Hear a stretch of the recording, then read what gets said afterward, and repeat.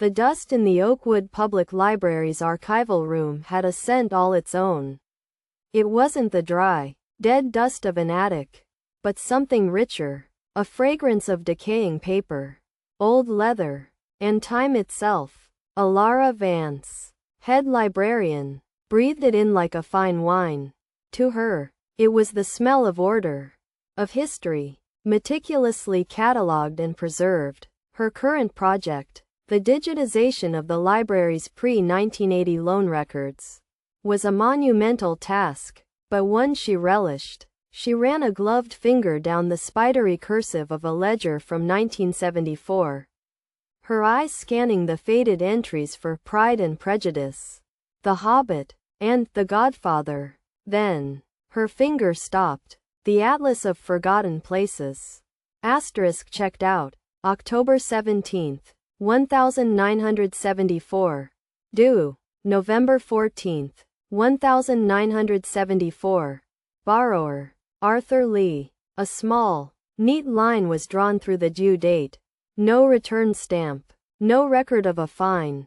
It was as if the book, and the transaction, had simply been abandoned. 50 years. Elara's meticulous nature twitched. Such a lapse was an affront to the library's sacred order.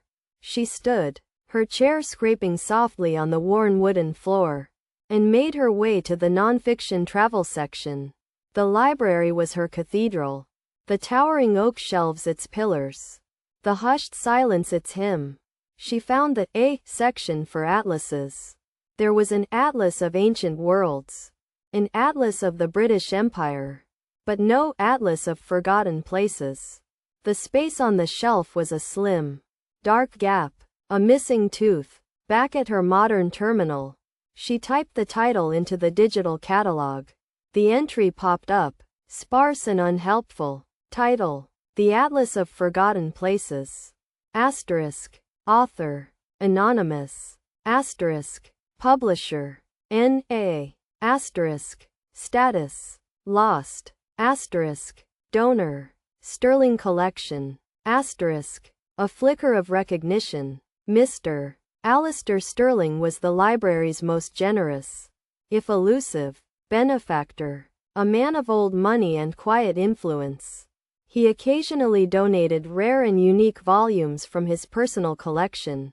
She made a note to check the physical card catalog for any older, more detailed records the digital system might have missed.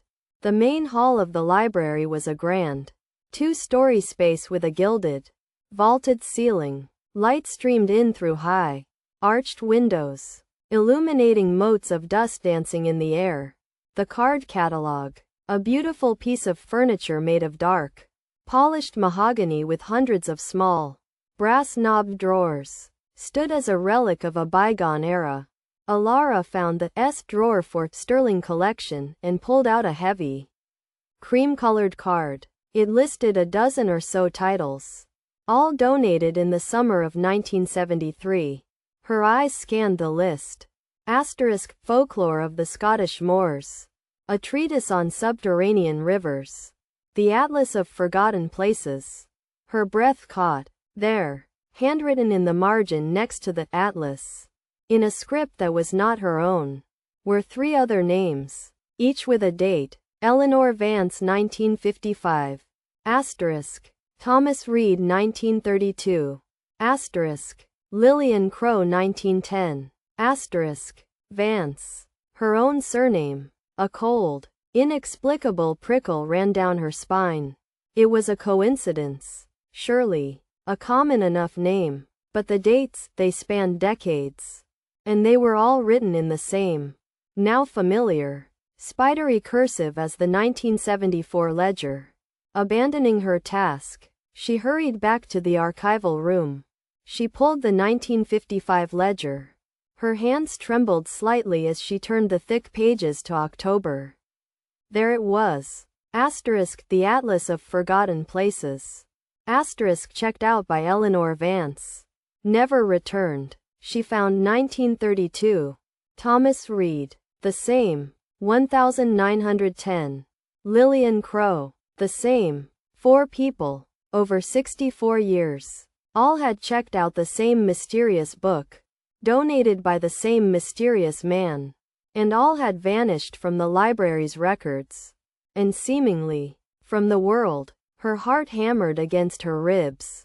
This was no longer a matter of an overdue book. This was a pattern, a secret history hidden within the very shelves she had sworn to protect. The quiet of the library no longer felt sacred. It felt watchful. She needed to see that book. She needed to know what was inside it. And there was only one person who could help her now. She returned to her desk. The polished wood cool beneath her sweating palms. She picked up the phone, her finger hovering over the buttons. She had Mr. Sterling's private number, reserved for library business only. Taking a deep, steadying breath, she dialed. The line rang once, twice. Then, a smooth, cultured voice answered, devoid of any surprise. "Miss Vance," the voice said, as if he had been expecting her call. "I was just thinking about the library. I have something I've been meaning to show you." Quote,